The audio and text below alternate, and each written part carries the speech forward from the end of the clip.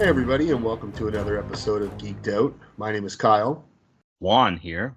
So, our original intention was to record this episode a couple of weeks ago. However, that wasn't possible. So, this was supposed to coincide with the newest Ryan Reynolds movie when If was released in theaters. And that being said, because it was a Ryan Reynolds movie, this week we watched Green Lantern. The greatest of Ryan Reynolds movies. No, I'm joking. You shut your mouth. Yeah, or what I would like to call in Blackest Day, in Blackest Night, because those two scenarios should probably be the only reason why you should ever watch this movie. This In movie sucks. Your blackest, darkest days and night. Dude, this put me into a black, dark day. It took me so. Okay, first of all, I can't say that I hate it. I couldn't honestly say that I hate it, but yeah, no. okay, I came out of it just extremely disappointed. Not on the verge of hating it, because that is reserved for other movies that I feel that are much worse. But yeah, extremely disappointed. okay. I guess hate's a strong word. I will say that. No, I want to say I hated it, but I had extreme dislike for this movie. Yeah, no. From like no. So number one, here in Canada, it is not streaming anywhere that I could find. I ended up fucking buying this movie at a thrift store because I had to watch it. Thank God it only cost $4 because otherwise I would have been furious. That seems like still a little steep. It was. I wanted to negotiate, but that just wasn't a thing. Should have been $1. But to get into this movie, we'll go through the kind of the bones of it. So this movie was released on June 17th of 2011. It stars Ryan Reynolds, Blake Lively, Peter Sarsgaard, Mark Strong, Tim Robbins, and Angela Bassett. Solid cast. It's a fantastic cast. That's why I don't understand how this movie did so badly, except for the fact that it was written like garbage. It was written very paint by the numbers cliche. I think what's the worst part of this movie is dialogue. Oh, the dialogue's terrible. I think the dialogue is atrocious, and things people wouldn't really say at all in actual real life. My big thing with the dialogue is a lot of when Ryan Reynolds is describing like what he can do and this and that, he sounds like a teenager whose parents trusted him with the car keys for the first time. Yeah, you don't really believe his words, especially when he is supposed to be confident, which is funny, because he's playing Hal Jordan, which is, a character that has all the confidence in the world. I I feel like because in the beginning of the movie you see, him as a kid and his father, and he has an accident. His father, to me, would have been a better Hal Jordan. He had more um, believability in being like that confident, strong-jawed man. And there was a line that the father delivered that Ryan Reynolds delivered later in the film. I believe I'm paraphrasing. He says something about it's my job not to be afraid, or just it's not my job to it's my job not to be afraid. And yeah, it was something like that.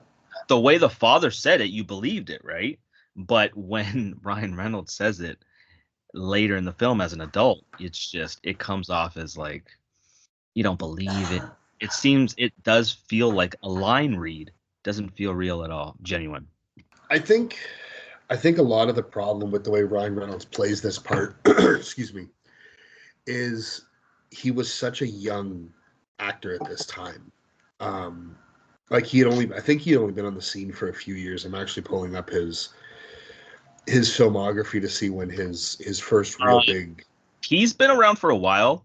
I know he's been around for a while because I remember him from Two Guys, a Girl, and a Pizza Place. Yeah, he was big on the TV scene. Like I want to say, like in the late '90s, maybe '99, '98. and then he started having more bigger TV roles later in the early 2000s. But then it was like maybe mid 2000s with like Van Wilder's when he had his big breakout, and then he started gaining a lot more roles. Okay, you know what? I take that back. He did a lot of stuff before this movie, so there is no excuse for why he was like this. It could have been honestly just the direction.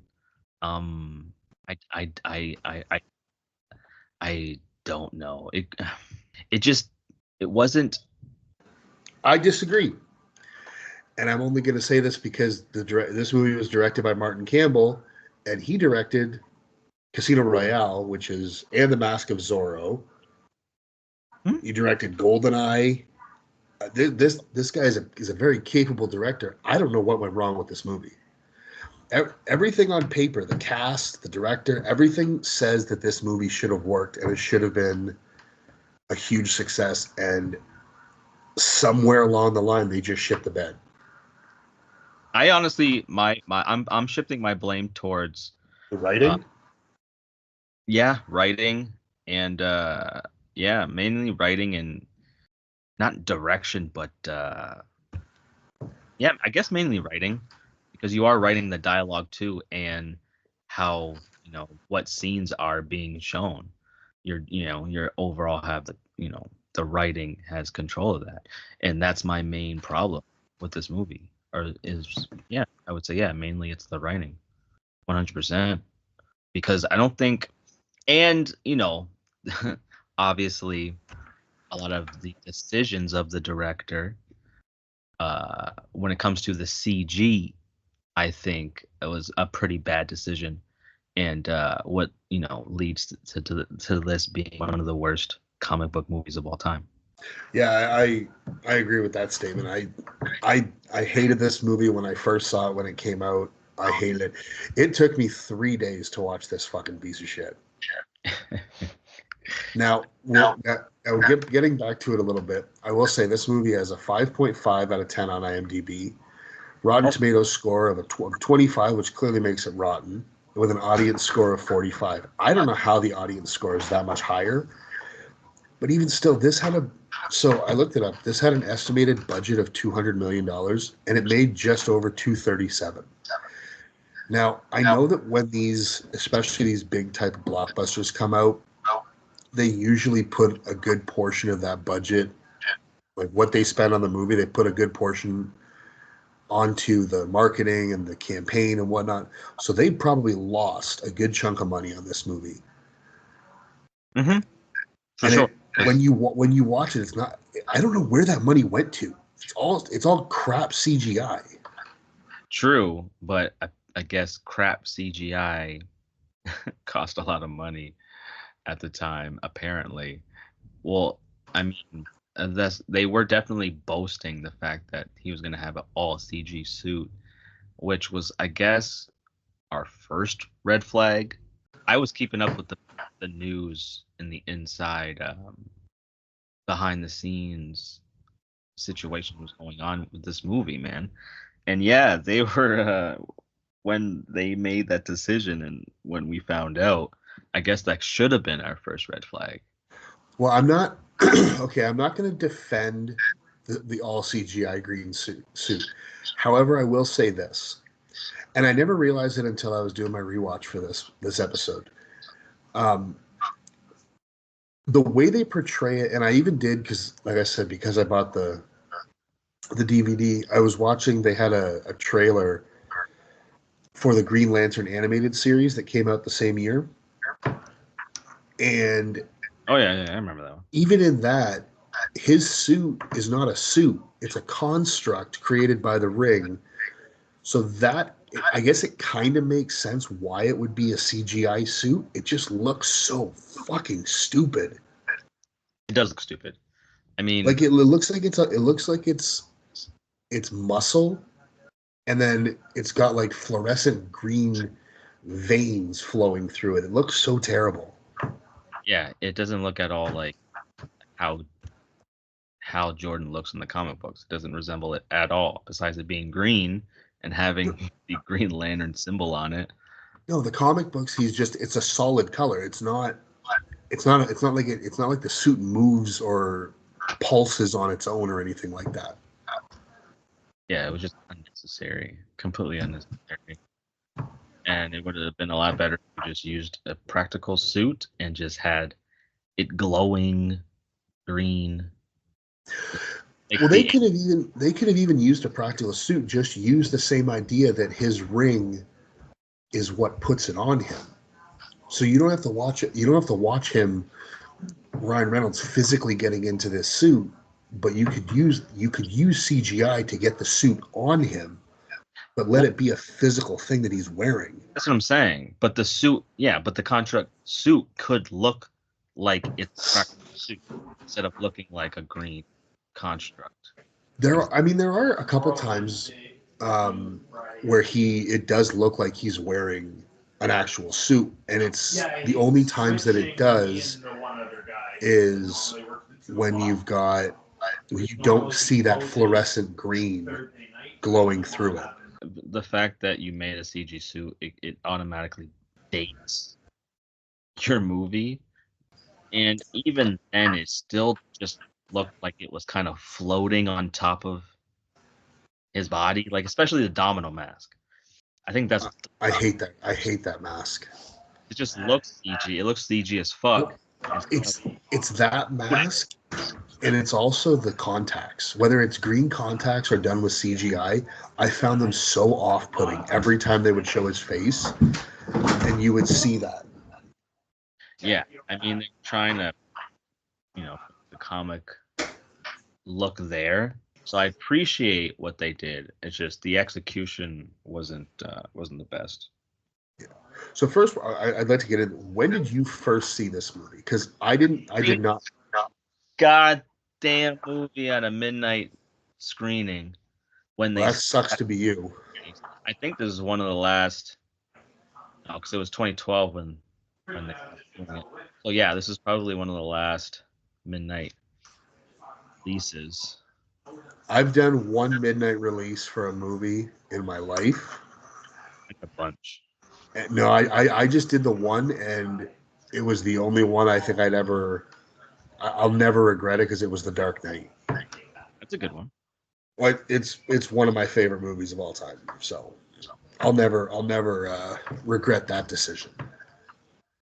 But so you saw this in a midnight release. I feel bad for you, dude. I don't remember exactly when I first saw it. I know that I didn't see it in theaters. This would have been a rental situation, or a buddy of mine had it or something like that. But I remember watching it and just it was like, and now I've done it again because it was like this is 2 hours I'm never going to get back. And now it's 4 hours. It's just like the fucking Justice League situation from our first episode. See, I would rather watch this Don't. than all of the Justice League for sure. Absolutely. Because I have no comment. I think the more things worked in this one than the things that worked in just that movie. You think so? At least the casting.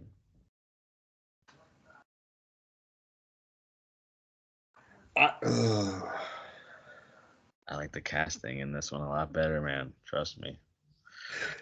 will say that. I mean, like I said, the cast in this movie is so strong. I don't understand. Like, and I think it's funny that Ryan Reynolds himself has publicly said how much he hates this movie. I it's very rare that you get a starring actor to come out and say that about a movie that they were the star of. And it's funny because ultimately he can't really say he had the worst time shooting that movie because that's the movie where he met his wife. Well, I think Or he'll always remember it fondly because that's where him and Blake met. But yeah. the things I've read that him and Martin Campbell just butted heads so severely that it just basically like ruined the experience on set for I think both of them. I'm guessing. I bet because Ryan Reynolds, he's younger, so he knows. He probably did some research into the character, So he was probably telling the director what should and shouldn't be introduced, or at least shown with this movie involving this character. So yeah, I definitely I could I could see a lot of heads being bunted, especially if you know Green Lantern in the comics, even a little bit. Yeah. And now I will. So I brought it up a little bit. So this is something I didn't realize. I looked up just a little bit of the history of the character, and it says the first character of Green Lantern was Alan Scott. I didn't Yep, realize that. different Created character. in Yeah. 1940 by Martin Nodell, and the first stories were co-scripted by Bill Finger during the Golden Age. Hmm. And in 1959, the character was reinvented by John Broome and Gil Kane, and that was the Hal Jordan iteration of the character. Yeah. Now, this film in particular is the story of Hal Jordan being granted an alien ring that bestows upon him otherworldly powers and inducts him into an intergalactic police force. That's the weirdest way to say it, but the Green Lantern Corps. Because that's it's That's essentially what it is, but it sounds so weird to say that sentence. the easiest way to say it to for the most people to understand. Yeah, I guess. They're space police, space cops. Essentially, exactly. That's exactly what they are. That's what it Essentially. should have been called, the space Hal Jordan Space Cop. That's a way to make a spin-off without having to pay DC money. And honestly, that should have been the entirety of this movie. Should have been him doing space cop shit. It had none of that. None of it. It had it for 3 seconds inside the precinct. He did some half-assed training. The training scene was one of my favorite parts because you get to see a lot of Michael. Well, you get to hear a lot of Michael Clark Duncan. One of the things that worked for me is that, and the fact that yeah, he was on Oa, even though it was dark as hell, man. I couldn't see. I had to up the brightness on my goddamn screen. I will Very dark. say when I forget the fish guy's name that teaches him how Oh, to fly. Uh, I used to. I, I can't remember his name. I know Kilowog. That's it though. Kilowog's the one that everybody knows. Besides the Earth, Green Lanterns, yeah. I forget the other guy though. But yeah, he is also a famous Green Lantern character in the comics. But I will say, when he's teaching him how to fly, and they kind of take off like the ledge or whatever you want to call it, the balcony area, and you kind of see Oa, like the landscape of it. I thought it looked really cool. Yeah, it was good. Because it reminded me of a cross between like Coruscant and Krypton from Man of Steel, where Yeah, almost like you have like the stalagmites or whichever the ones are that point upwards. I can never remember that, but it almost looked like they had little windows in them, the way you would see like buildings on Coruscant, and there were like spotlights and all these different beams of light going everywhere. It had a really cool look for me, or to me, I should say. And then, yeah, like you say, they go in the planet and it gets fucking dark as shit. exactly. But yeah, those are some of the best, um, most enjoyable scenes in the movie is when he's on Oa. And if they had just kind of stayed there, or at least had the majority of the film or the entirety of the film set in space instead of going back to Earth, dealing with a lot of unnecessary things, this movie would have been way better, man, and way better received. Well, it's funny because they take a superhero origin and they basically whip through it in a matter of minutes.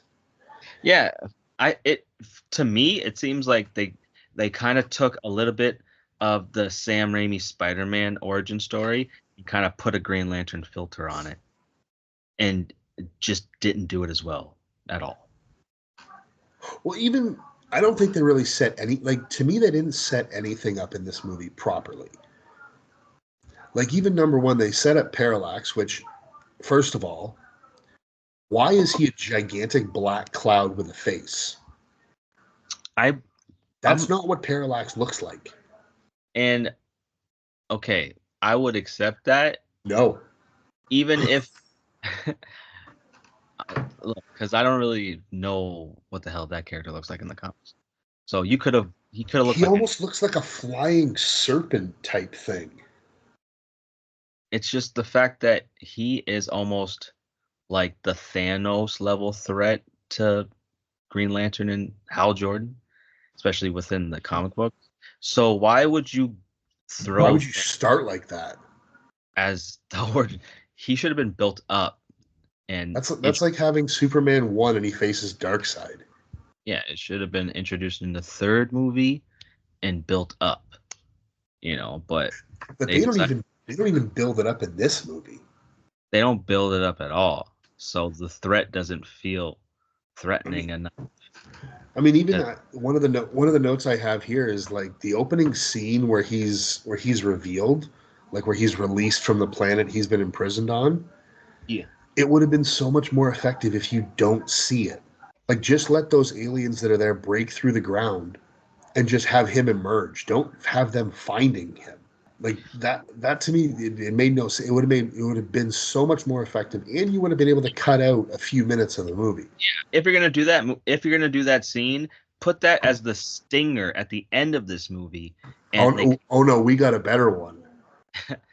well, you could have had two stingers, type Yeah. shit. Yeah, if do it that way, but the fact that you kind of blew your load with one of the most powerful villains, it kind of, and have him being defeated so quickly and so easily without any real challenge, really. Oh, it was the most boring and anticlimactic superhero / villain fight that I've ever seen. Everything in this movie is rushed. Everything. It rushed, and honestly, everything just felt empty. Yeah. I mean, there are parts. I'll try and nail out some of the positives that I like. Now, one of them is not nothing that you can quantify. Like, you can't. This is just a natural thing, and it's the chemistry that Ryan Reynolds and Blake Lively have. Coincidentally, this is the movie they met on where they ended up getting married. Now they have like what 3 or 4 kids or something like that. Yeah, I mean, of course, absolutely. But like the chemistry, obviously, it works. But that whole plot within this origin movie should have been for the sequel. Like this whole Earth, everything after Oa should have been in the sequel. They'll never have, but it definitely to me would have been better if they would have built up all these characters in the first movie, and then you would have had this second movie have everything that happened. Yeah, because Blake Lively plays Carol, so they could have had Carol just there, like because she's in the comics and in the cartoons. Exactly. So they could have had her there as just like she is, where she's kind of brash and she speaks out a lot against Hal and things like that. Yeah. But don't have her be a love interest right away. Just you could have a thing where he talks to his best friend, fucking Taika Waititi, I still laugh that he's in this movie. But you could have a thing where Hal says to him like, "Oh yeah, like Carol, like we grew up together, like we used to date and this and like you can give a little bit of backstory. You don't have to immediately jump back into like, oh, I'm here again and we're gonna fall in love and this and that. It's like you've got so much going on in this movie. It's already feeling so bloated. You don't need that. You could have did that in the sequel. You could have had more time to breathe and get into these characters in a sequel, and and had the whole first movie centered around him doing space things and or just space things on. He could have been a different planet, just doing space cop stuff. It just to me it feels so much like it after he leaves Oa. It should have just been totally would have felt better in a sequel, man. It's Well, just that was the wrong decision to stick on Earth, man. well, what amazes me is that it's funny because nowadays with the MCU being at what are they like 30 movies or something and 15 TV shows or whatever they're at now. It's amazing to me that when this came out, we were already 3 years deep into the MCU, and when this came out, we're only 1 year away from the Avengers Yeah, 2011, Thor and Captain America came out, right? and Iron Man, possibly even Iron Man 2, It had to be. No, Iron Man came out. Iron Man 2008. 8, and then Thor was 11.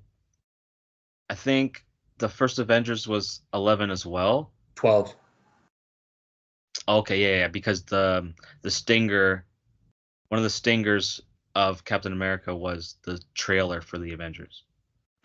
Yeah, It but came out. Iron Man 2 was 2010 because the first Yeah, two Iron Mans had come out before Avengers. yeah. The stinger for Iron Man 2 was Thor. Yeah. Like, so Okay, we already had that was humming along, and they were about to pull off something that no one ever thought they could just 1 year later, and we get treated by DC to this garbage.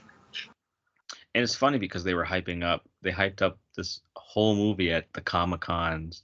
I remember, I definitely remember they're building a lot of hype, and they were promising that this movie was going to be great. So much hype was around it because of what they were saying. Yeah, Um, because they knew they had to compete with Marvel, and yeah, Marvel was nowhere near what it would end up being. yeah, they were still in their first phase. They were still in phase one. They weren't owned by Disney at the time, so they still were kind of. They still felt like I love the phase one because it doesn't feel like Disney movies. No, You know what I mean? It doesn't have that Disney smell to it, which yeah, isn't a bad thing, but you know a Disney Marvel movie when you see it. yeah, there is a big difference between them. Exactly. I did notice something pretty funny though. So, did you know that Aquaman's an alien?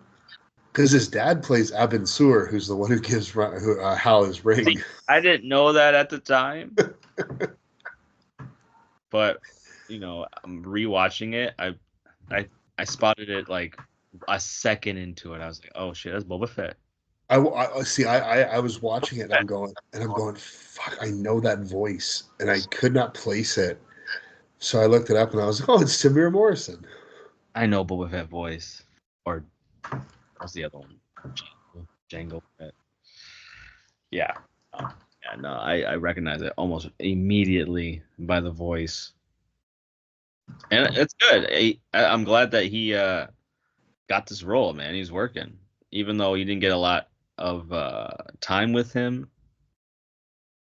I'll be But honest. I don't even know if it was him oh yeah, in the makeup. I just know it was his voice. oh yeah, it was under a lot of makeup, but I definitely saw, I could recognize him through it for sure. Yeah. I will say though, when you have the scene where um, Hal and Carol are doing the flight test in the beginning, when you first kind of are introduced to him, Uh, that had a very Top Gun feel to me, and as a huge Top Gun fan myself, I was like, oh, I'm kind of down with this. it's okay, but like okay, and this is one of my major complaints with this movie. If you don't know Hal Jordan and you don't know why he's a Green Lantern and why he was chosen to be the Green Lantern, is because he has the strongest will basically in the universe, and he's a man without fear. We don't. This movie doesn't really tell us why Hal Jordan is so special or why he was chosen. No, they wrap it up at the end with like If a you 30-second speech by Blake Lively saying that he has courage. but like okay, but we exactly they told us, but we didn't. They didn't show us, and that's one of my biggest complaints is that we didn't really see why Hal Jordan was even a hero. And one of my complaints is when you could have shown him as a hero, this man without fear, ultimate type of hero is when, yeah, that flight test. But instead, he basically sacrificed. Not basically, he does. And he does stuff that's not, I wouldn't say is exactly heroic. No, it's Maverick type shit. Or anything that would warrant a powerful group of individuals that have a very powerful ring that would choose an individual that is heroic. It didn't. It was a good scene, but if you're trying to paint this guy as a hero, you failed. Yeah, I wasn't too impressed with it. And then shortly after that, you have the scene where Abin Sur does give him the ring and that whole thing. And then you're introduced to Hector Hammond, played by Peter Sarsgaard, who he's painted as just basically a scientist, but his dad's the senator or something like that. So he gets first priority to basically do an autopsy on this alien corpse. Like, it's so convoluted. Like, I don't know if senators have that kind of power, but maybe they do. I really don't know. He might. And honestly, even though it's not his performance that I'm calling into question, it's just the writing for this character. It just, when I said earlier that it felt empty, his entire plot in this movie, character, is the most empty. Well, it's nothing like, okay, so I was doing some research earlier. So Hector Hammond is a character in the comics. Oh yeah. Yep. Who is, this is so far from what he is. So, like, basically I read, so just the first few lines of his character biography, it says, the character Hammond is a petty criminal, not a scientist. On the run from the law when he discovers the fragments of a strange meteor in the woods, which was later retconned as part of the same meteor that lands in Africa, which evolves Gorilla Grodd, so on and so forth. But then, after observing the radiation from the meteor, he kidnaps 4 scientists and exposes them to the meteor, causing their intellect to evolve, and then making money off of their inventions. What the fuck? I mean, look, those early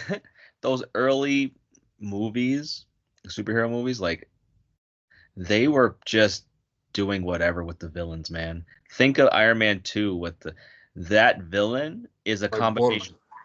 They took 2 villains and kind of mashed them together. What, for Whiplash? Yeah. Yeah, I know. He's Crimson Dynamo and Whiplash into one character. So which one had the bird? Because that's the best part of Mickey Rourke's performance in that movie, is every time he asks Sam Rockwell for his fucking bird. That's probably his actual bird. Only reason why he did the role is I gotta act with my bird. But yeah, they didn't really respect a whole lot of the villains. Even today, they don't really do as accurate as a job with the villain as they are the hero. And back then, they did whatever they wanted to fit the story. Yeah, but this is so far from what that character bio. That would be like watching a Batman movie where the Joker's like a fucking barber. True, but Hector Hammond doesn't make any sense. He's not really a major villain. He's a villain that if you wanted to change it, that's fine, and you're not gonna ruffle too many feathers, because who's a Hector Hammond fan in the I get it. Probably not a whole lot. But I will say, though, when he does this autopsy, he gets like Yeah, possessed, I guess, by Parallax. and tell me you're just gonna dig your fingers up in this without using some type of tools first. You're gonna use tools to dig up in there. You That's would think weird. so. I just feel like, yeah, they needed a reason for him to be infected, and I think they used the laziest way possible. Well, they could have gone with the DC That version of Venom. because if you're a scientist, you're not gonna touch shit with your hands No. that you don't know that's alien. But there's been a lot of movies where where they've done that. I'm looking at you, Prometheus. I hated that movie. Now, I will say I don't know a ton about the history of the character Green Lantern and things like that. So in the movie, they described Parallax as one of the original Guardians who embraced fear instead of will. Is that accurate? I don't think so. I think Parallax definitely has something to do with the yellow light and fear, but not in the way that they used it in this movie. I could be wrong though, but I think it's not accurate at all. Okay. Well, the other thing, so the other thing with this with Hector Hammond, number one is even just as a human, he's creepy as shit. And apparently, there's some like they allude to it in the movie. Him, uh, Carol, and Hal are all like what old high school buddies. No, they were all hanging out with each other when they were younger. You see, remember when they were younger, when they were kids? They were That's what I all mean. So they were like all childhood friends, or not even they just knew each other because, the parents all kind of knew. worked for the government. Yeah. So they knew of each other, but I wouldn't say they were friends. Okay. Because yeah, like even when he like, it's so off-putting when you see it in movies. Like when he hugs Carol and he like smells her hair, it's like, dude, come on. Super creepy. And also, once he starts to transform, I guess when his head starts to grow, why is he always in every single scene he looks like he is sopping wet, like he's oozing something. It's really strange. I didn't really know that. I couldn't not notice it. He was he was glistening. And the other question I had about him, did you ever see a scene where they explained what his powers were once he was possessed? Because apparently I thought it was just controlling someone's fear, but apparently he has telekinetics. Yeah, that's kind of what I thought was one of his main powers was that really, and like hearing people's thoughts. But how they don't explain, like there's no explanation of that whatsoever. But you see him using the powers. But that's what I mean. So you would think that if he gets this type of ability from being possessed by Parallax, whatever, that yeah, he might have one or another, but it's like all of a sudden he Got these he can do like he can just flash his eyes and do something. Like it like I say, it's another one of those things that I felt was very rushed and wasn't really explained enough.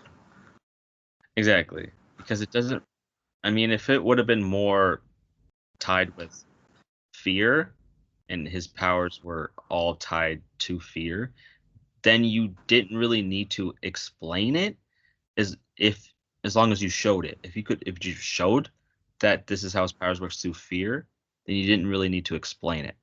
But it's just the fact that he had this random telekinetic power and he could read thoughts. It didn't match up. Yeah, I guess. I mean, the other thing was when you're introduced to Angela Bassett's character.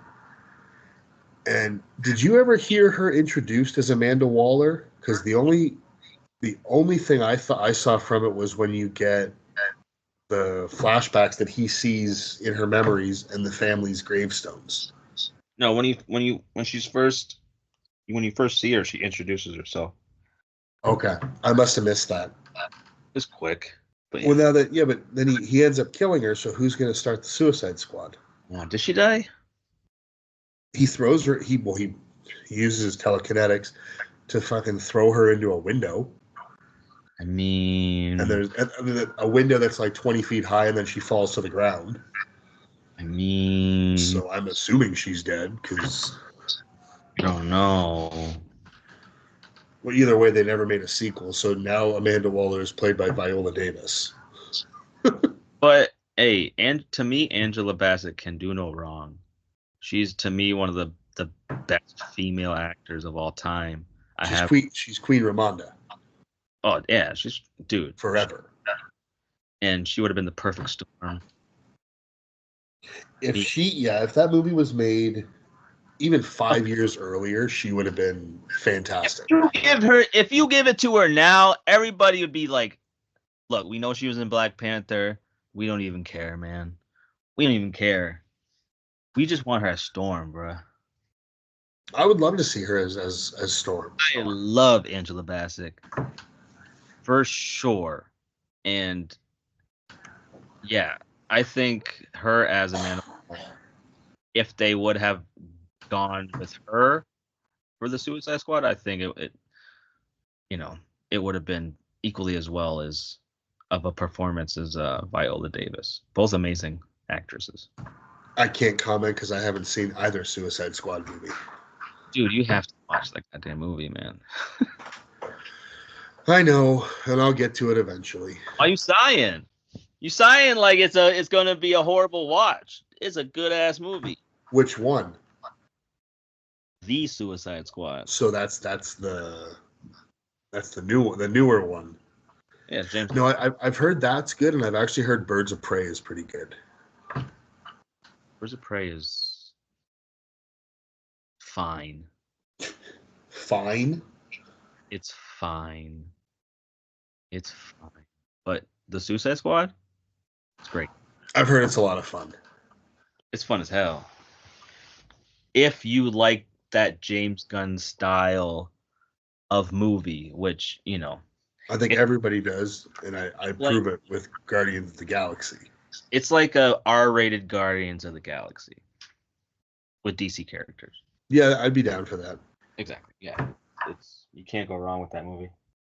So we haven't really talked. I want to ask you about something. We haven't really talked about this character, and I don't think we're going to because we've kind of already passed the main parts that he's in. What did you think of Mark Strong as Sinestro? Perfect. I first of all, I'm a huge fan of Mark Strong. I think he's a fantastic actor. Perfect casting, as perfect as Robert Downey Jr. as Iron Man. Yeah, I would agree with that. For sure. I thought he was great. I thought that, honestly, I don't think there was a bad casting job in this movie. He was wasted. Which is really weird to say because it is such a bad movie. But like I said earlier, when you look at it on paper, you've got Tim Robbins, you've got Ryan Reynolds, you've got Angela Bassett, you've got Timur Morrison, you have Mark Strong. There isn't a single weak actor in that entire main lineup. I would say the weakest actor would be Blake Lively. Only because she came from TV and And I mean he's a very secondary character, but even Ryan Reynolds isn't as good in this movie as but even Taika, because Taika's not a real actor, I guess, as we've learned now that he's much more adept to the directing. He's not as strong. He would rather be behind the camera than in front. Yeah, but he's not bad in front of it. He's not. No, he doesn't. I don't say he doesn't really do a whole lot. He plays the good best friend, but he did his job, which it's fine. Like I don't have a complaint about him at all in this movie. He did what he's supposed to do. Yeah. Now, I will say one of the notes that I have, and I know you and I talked about this before, and I'm going to give you free reign, but I have, as terrible as this movie is, when I hear that Green Lantern oath, dude, I get hyped. But it's just how they set it up. Well, he says it twice. I'm talking about the first time. The first time where it's almost like a whisper? Second time worked for me a lot more than the first time, because the first time He's trying to refill his ring power. Yeah, it's like he's realizing it, and it's like the words are being stuck into his head. Yeah, so it just didn't have as much gravitas as it should have been. It didn't feel like how it should, as epic as it should have been hearing it for the first time, him saying it. Yeah, it's the second one where he's fighting Yeah, Parallax, and it's like a big fuck you to Parallax as he's doing it. yeah, and like the fact that his eyes are Green. white. No, they become green. They become green and then white, right? Or No, they just stay green. his eyes? It's like green contacts.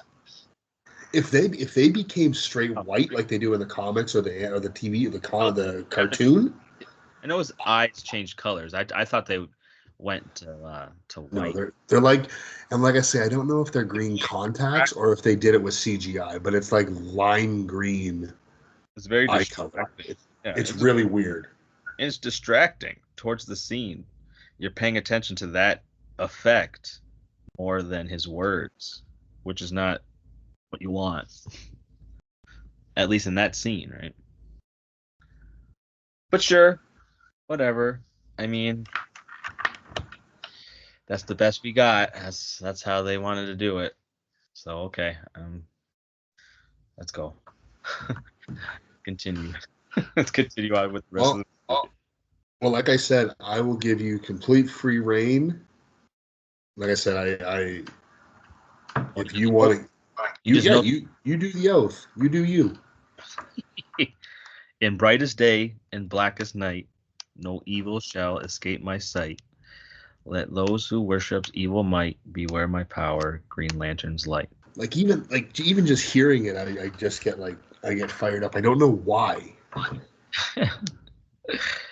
It's a pretty epic speech, sure, and the right person saying those words, it can become quite even more epic or an iconic, legendary line. Unfortunately, Ryan Reynolds isn't that man to be able to deliver that line in such a way. No, and don't get me wrong, I'm a huge Ryan Reynolds fan. Aside from this movie, I like almost every movie that I've seen him in. One of my favorites is probably one that most people have never heard of. It's a small Canadian movie called Foolproof that I love that movie. Yeah, I mean, what you get with Ryan Reynolds, I mean, you're gonna get Ryan Reynolds. Ryan Reynolds is always gonna Ryan Reynolds no matter what. I do like that with most of his roles. He does fit the character, it's his personality. Not with this movie though. No. His personality at this time, to me, if you're gonna put him in that DC world, there's two characters right off the jump pop in my head. One is the Flash. The other one is like a Booster Gold type. I think he would make a good Flash, and you and I had talked about this off mic. Yeah, perfect Flash. He would have been great because, Ryan Reynolds' characteristics in 2011 is very Flash type, young, sarcastic, and just the look wise, blonde, that dirty blonde hair. It screams Barry Allen, right? Well, it's funny. Doesn't scream Hal Jordan to me. So it's funny there. I mean, the way that Ryan Reynolds is now, he could play this role because, like you said, Hal Jordan was always kind of quippy and very very sarcastic like that. He kind of reminds me a little bit of Spider-Man. Like, you're talking about Hal Jordan? Yeah. He does, but it's not like rapid fire quippy jokes. He does have his jokes. He's more like he's not as quick. Like, he doesn't talk as much as a Spider-Man type character, but he does have that confidence and that cockiness. But can we agree on who would have been just doesn't have that, again, that rapid fire type of humor. Well, Quirky. did you hear what the big fan casting was for this part around this time? Ooh, And it's Mar, and Mar no, who? what's his name? What's he was cast as everybody back around. The Mad Men guy, John Hamm. No, no, no, no, no, no. Tom Cruise? Nope. And it's someone who actually voiced Hal Jordan Oh, in Nathan Fillion. Yeah. He would be the perfect Hal Jordan, just like as much as I love Tom Holland, Yeah. Nathan Fillion is Nathan Drake. I will go Do to you know my grave saying that. do you know what's funny about that? The fan film? No. Oh, It was recently cast as Green Lantern, I know. but not Hal Jordan. No, he's John Stewart, isn't he? No, he's not the black one. He's fucking the redhead one. What's Oh, yeah, I know who you're talking about. it'll come to me later. But the one that nobody really likes. No, but then again, I'm such a big Nathan Fillion fan. I think the man can play anything. But it was right there. You could have. I guess they want a young character being, Hal Jordan, but damn, you you shouldn't have picked the one that It, no one. it was even the same thing a few years ago when Uncharted came out. Everyone who has ever played those games and know who Nathan Fillion is, you can talk to any, and I mean anybody. I have heard this game being talked about by strangers in like a video game store. And every single person, if they know who he is, they're like, who do you think should play Nathan Drake if they ever make a movie? Nathan Fillion. There's no question in anybody's mind. To the You, point where there's even like an 18 or 20-minute fan made movie that he starred in as Nathan Drake on YouTube. it was pretty good. It's fantastic. It was better than the movie. You know, I mean, I like the movie because it's still Nathan Drake, but it's not what I wanted to see. I ain't watching that shit. I don't care if it's good. I'll just See, play. I'll watch any of those adventure Indiana Jones type movies. Put No, those on. Put Tomb Raider. Put National Treasure. I'm down for all of it. I'll fucking watch Sahara with Matthew McConaughey McConaughey. and Steve Zahn before I put on Uncharted. Okay. I actually just rewatched it a few weeks ago because I was bored. I just don't want to. Something about I don't like. I'm sure it's okay. I'm sure it's fine. I Just also like Mark those Wahlberg too. movies I'm a where sucker for that. I just don't want to watch it. You've never seen it at all? The one with Tom Holland? Yeah, Hell no. it's not as bad as you think it is. It's still fun. The Nah, problem is it's not Nathan Drake. They could have called it anything. Like they're they making could a have just they're making a sequel to that shit with the same. oh Nah, probably. no, they are. It's already confirmed. I just, I might watch it at some point on a plane. It's not as bad as you think it is. Trust me on that. I guess, but it's one of those movies where it was decided by people who don't know. If they had know what they're doing, they could have had a multi-billion-dollar franchise in their hands. Well, that's the problem. You put a lot of these, and people just see dollar signs, and they don't want to stay So many with, franchises. with the continuity of what the actual IP is showing them. Yeah, there's endless amount of franchises that should have been billion-dollar franchises, but because whoever was in charge didn't really follow the source of material and kind of just did their own thing, it fucking failed and kind of nuked that property for a long time.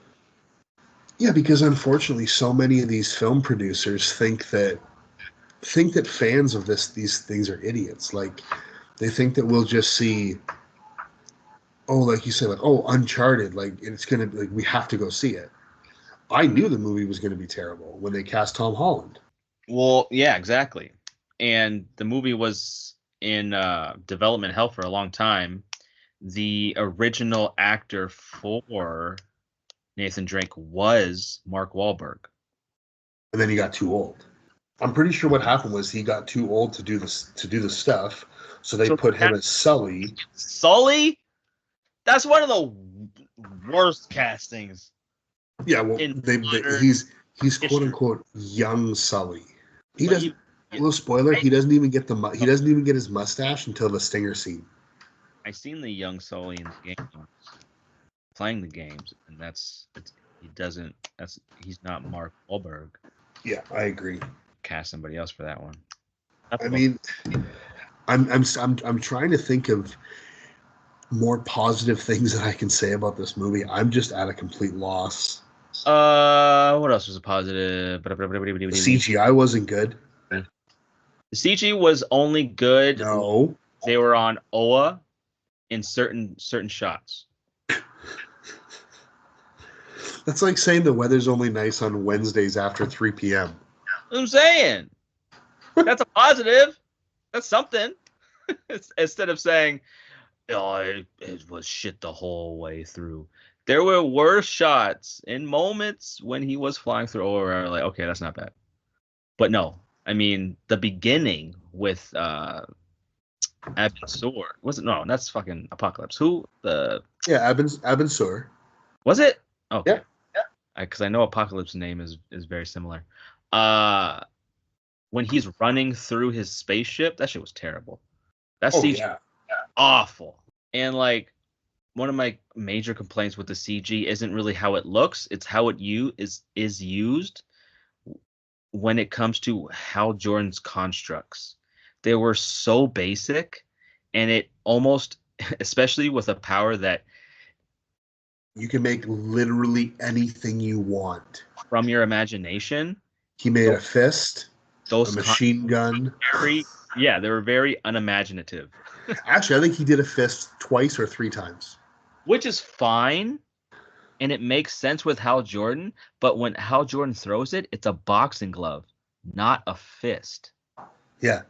So if you're going to do it, make it a boxing glove, not a fist. And fans would have appreciated or at least understood why he was doing it multiple times in the movie. Yeah, you're right. They're so big. Like when he has his fight, his fucking 2-minute climactic fight against Parallax. Parallax shoots like a fireball at him, and he uses what? Gun. He uses gun for his weapons for most of these goddamn movies. Gun. Well, the first thing he constructs is a slingshot to catch a trebuchet, whatever you want to call it, to catch the fireball and launch it back at him. And the next thing he does is fucking, like you say, is like an anti-aircraft gun. It's like, okay, man, like that is so fucking lazy. Of course, it's gonna use a gun. If you have no imagination, you're just gonna use a gun for everything. It's like, ugh. What else you got? What else you got, movie? Well, then, even at the very end of it, like, I also have a question. Becoming a Green Lantern, does that make him able to withstand the heat and the radiation of being 55 feet from the sun? Yeah. I mean, you are protected as long as you have the ring on. Then yeah, you are protected from. You're basically like Superman level durability. Could you imagine how powerful Superman would be if he was that close to the source of his power? Yeah, particularly him being a solar battery. But even that part, when he's using the gravity of the sun to pull Parallax in, what does he use to keep himself away? Fighter jets. So stupid. I'm like, what are you doing? And I get that he uses what he knows, but it's like have a little bit of an imagination, please. I'm pretty sure an 8-year-old could come up with more interesting things than they do for this movie. And exactly, you could have. These are the moments where you could have showed us why Hal Jordan was selected by the Ring, by having him, construct some stuff that would have been imaginative, or at least not normally thought of by a Green Lantern that's not from Earth types. You know what I mean? Like you just there's so much you could have done to would have shown how badass Hal Jordan is, and you just didn't do it. Yeah. Now another question. You seem to know a little bit more about the history of these characters than I do, because in terms of DC, I was really only a Batman and really Batman guy. A little bit of Flash, but not much else. Mm. Sinestro, Yeah, was he always yeah. a villain? He was always a Green Lantern member who turned to Okay, the Yellow Lantern Corps. He okay, being like the leader, like okay. the guy of that squad there.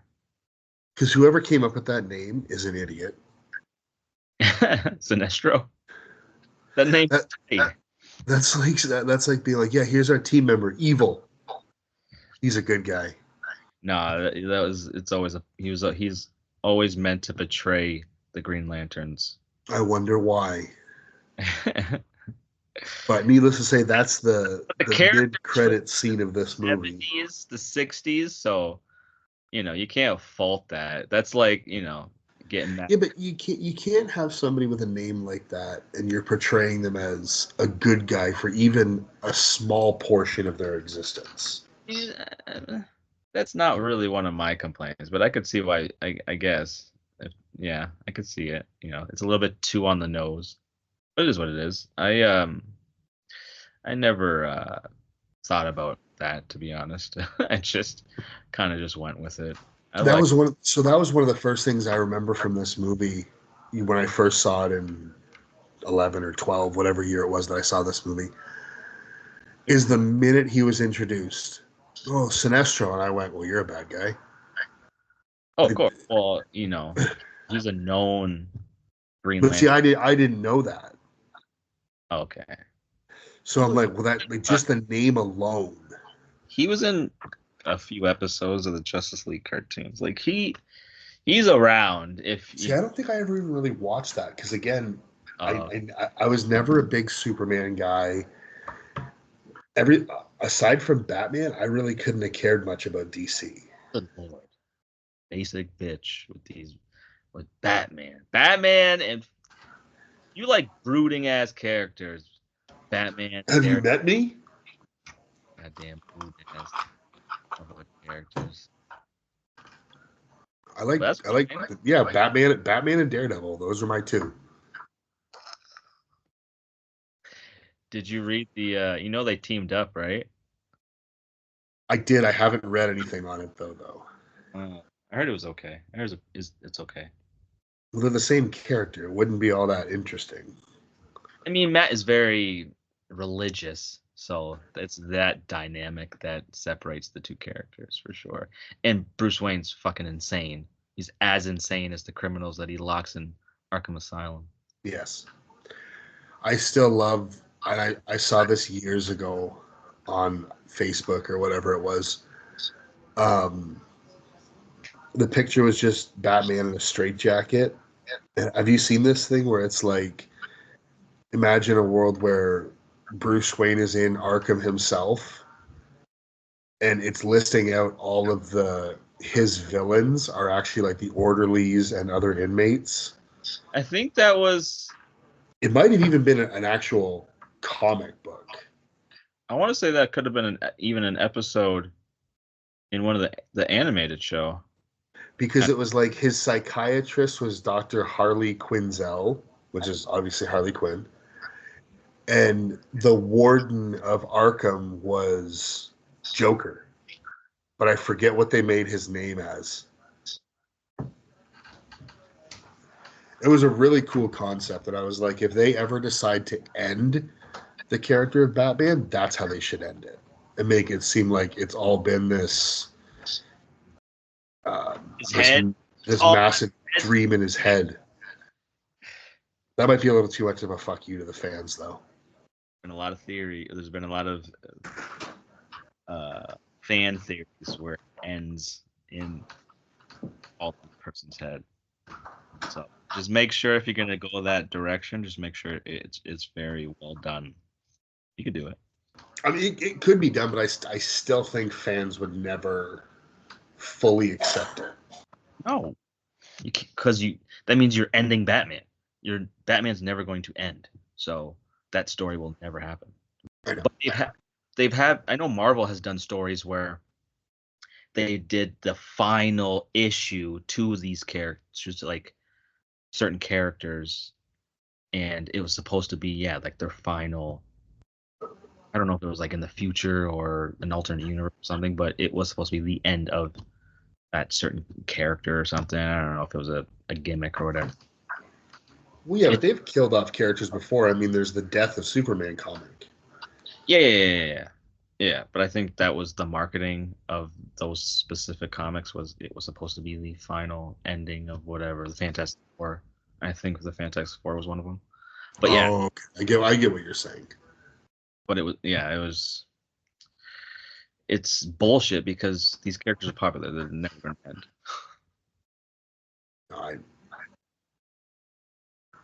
Like I say, I'm mainly a Marvel guy, but I've gone over to DC over the past few years a little bit more here and there.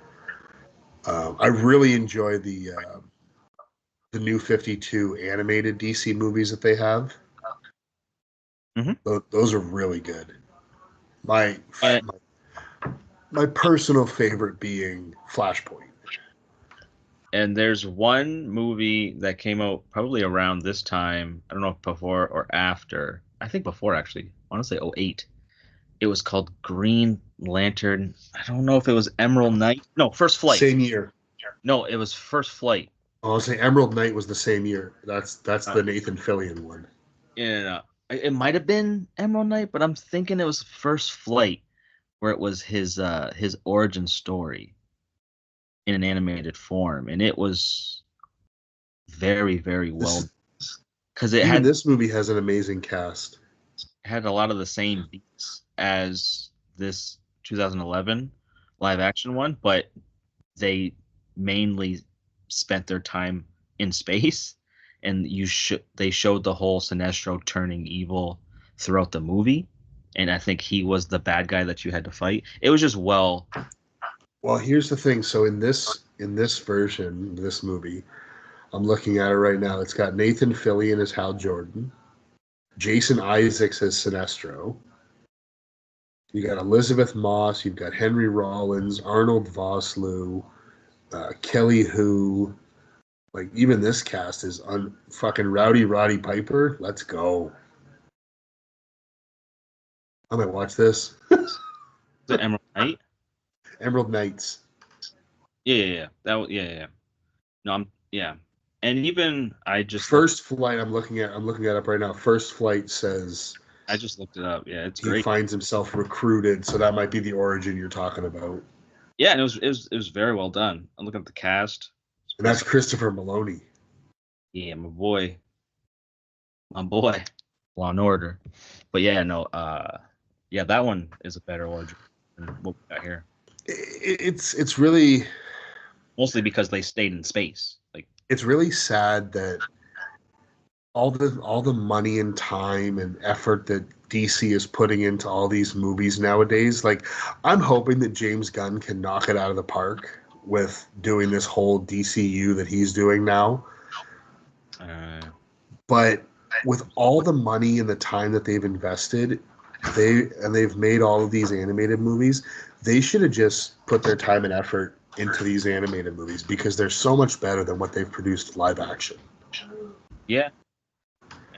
I mean, the last maybe 5 years they haven't been as consistently good, but they had a great run from like the 90s all the way to probably the mid 2010s, where they couldn't be stopped. Almost every one was a banger. And yeah, I mean, all you had to do was take some of the writers, or at least take the writers and have them mimic the things that they did in these animated properties, and you would have had a fantastic outcome. Yeah. It's They just just why I don't know why they do this, and it's the yeah. same thing why like when I get frustrated with some of these DC movies is because I'm a big fan of um, like the Arrowverse and stuff on the CW with Arrow, Flash, and all that stuff. It like I really thought that they should have taken some of those actors and put them in the movies because you've already got a loyal fan base from the TV. I'm sorry, Grant Gustin. I think he's a fantastic Flash. Grant Gustin, okay. You could have took him live action in the movies. He would have been a decent Flash. Well, I he's the do only not one that think they did because I do Cyborg. not Well, think if you would have put Stephen Amell and put him in a fucking live action movie versus Green Lantern, I mean Green Arrow, I don't think that would have been good because I don't think Stephen Amell is that good of an actor, but he fit the role of the way they wrote their Green Arrow as like a super brooding, you mean not as you very mean as Batman as an archer? yeah, exactly. Basically a very quiet, man of few words, Batman copycat. But no, I've seen him in other movies, Casey Jones, and I just don't like the way he acts. I see. I like Stephen Amell, but I think it could be because I have an affinity for that show.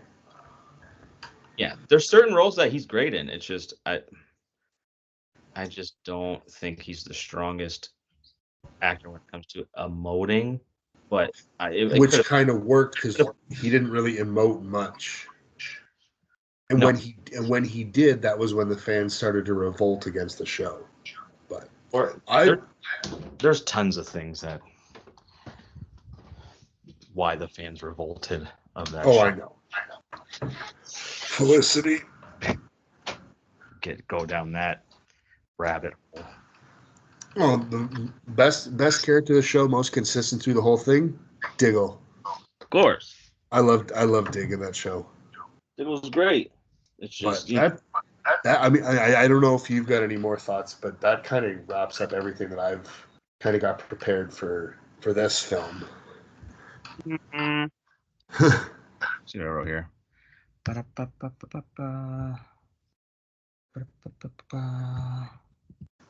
Are you humming the Price is Right theme song? I'm just doing a generic thing. I don't know. No, yeah, we covered everything I had to say. Well, I think we can maybe move into our closing thoughts here. I'll let you take it away before I shit all over this movie. Oh boy. Okay. Do I recommend this movie to anybody? I can't. In all honesty, I cannot recommend this to anybody.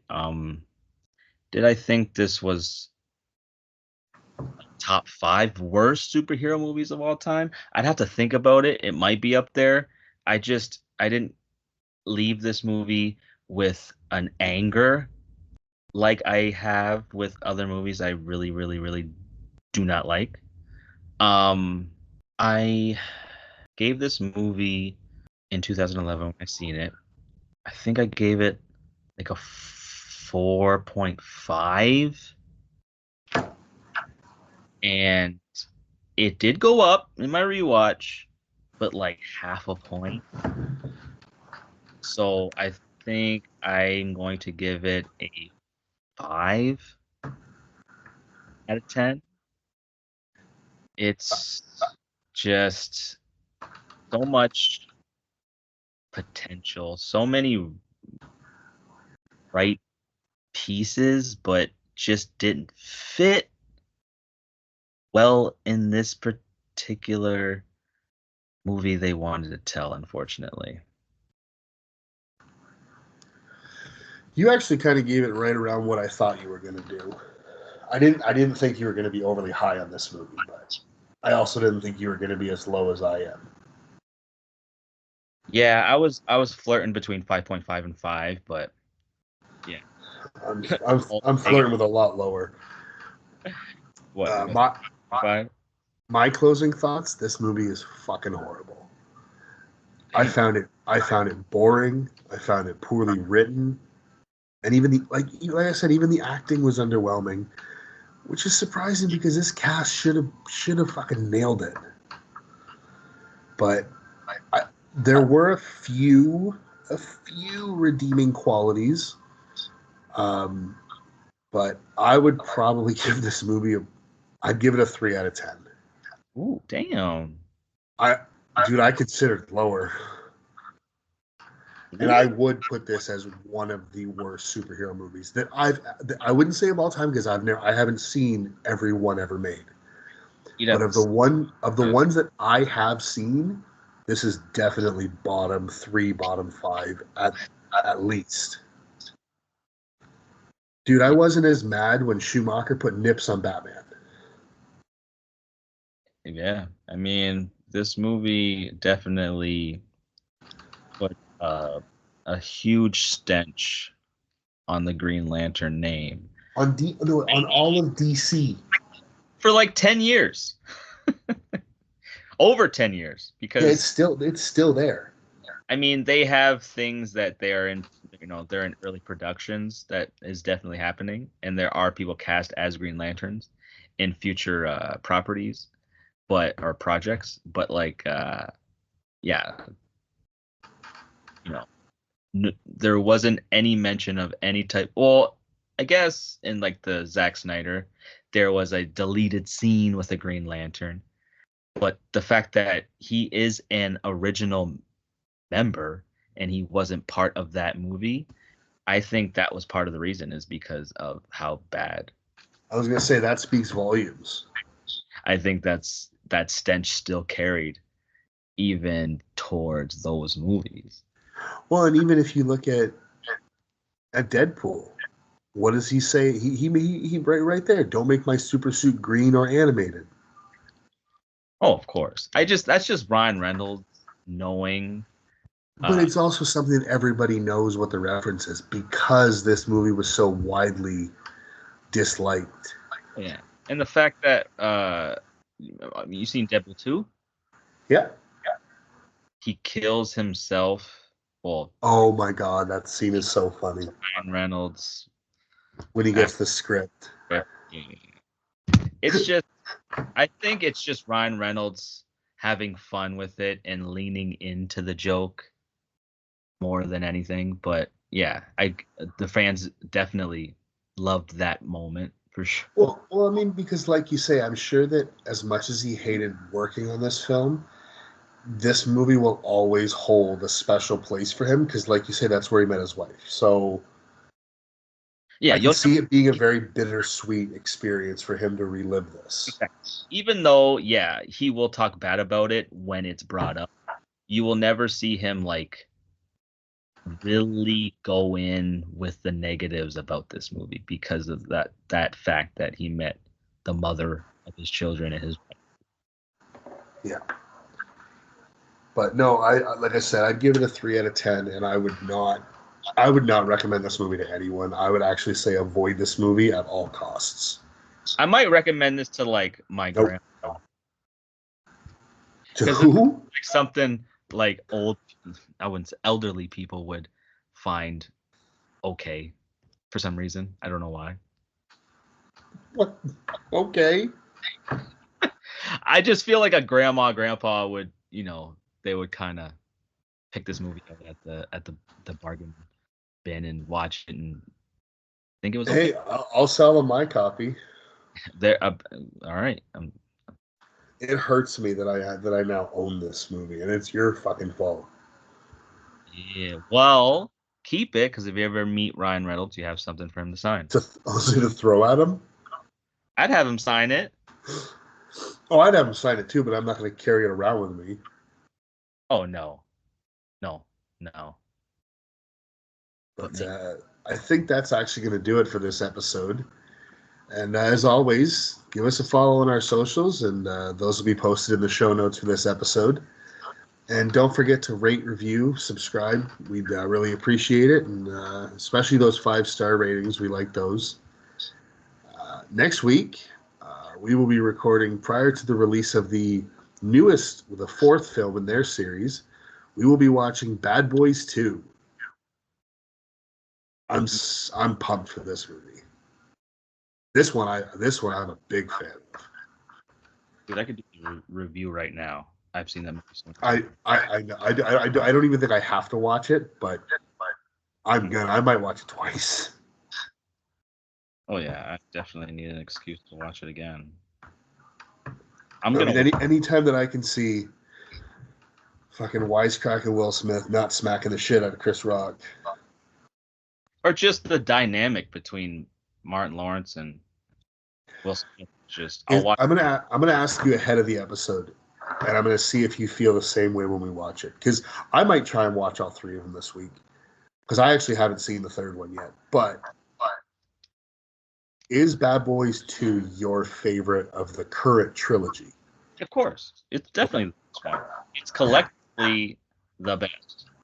But I know some people who prefer the first one. That's why I was asking. But even though the second one is the best, this is when it comes to action franchises, it's one of the most consistently good. If this latest one can, and what I'm hearing from people that have seen it already, that it's actually on the level, that we're probably talking about one of the greatest for film in a action franchise of all time. Well, I will say this. Now that, I mean, he's not eligible for 10 years, whatever, for Will Smith to win another Oscar.